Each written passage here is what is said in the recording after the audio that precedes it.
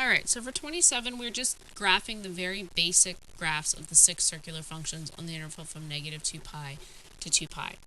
So for this, you should always know that sine intersects the x and y axis at the origin, the basic one.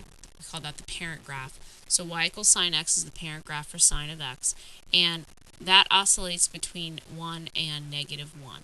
So a sine graph starts out by going up, then going back down through pi, and then up to 2 pi. And you can continue that pattern then on the other side as well.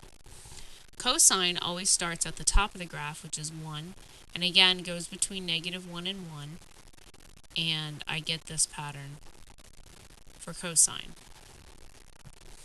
For tangent, remember I have undefined spaces, so my undefined values for tangent are actually my asymptotes.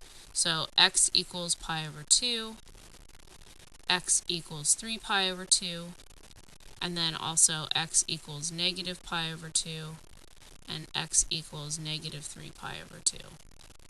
Then I have my zeros as well, and then the basic form of the graph looks like this, kind of like a cubic function. Cotangent is just the opposite. My cotan values, asymptotes, are where my zeros were for my tan function. So all of my asymptotes here, and again you want to make sure you label those, are at these values. And then of course my review, my zeros are then where my asymptotes were in the tangent function, and then they just go decreasing instead of increasing like my tangent. For secant and cosecant, secant is the opposite of cosine, or the reciprocal of cosine.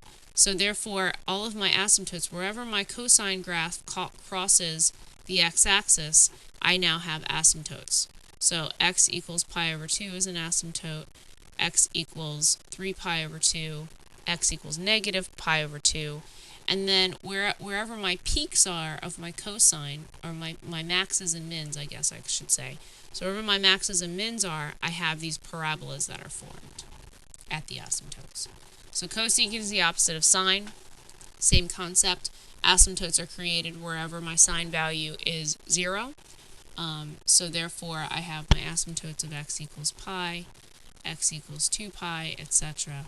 And then at the maxes and mins, I have my parabola sitting on those maxes and mins.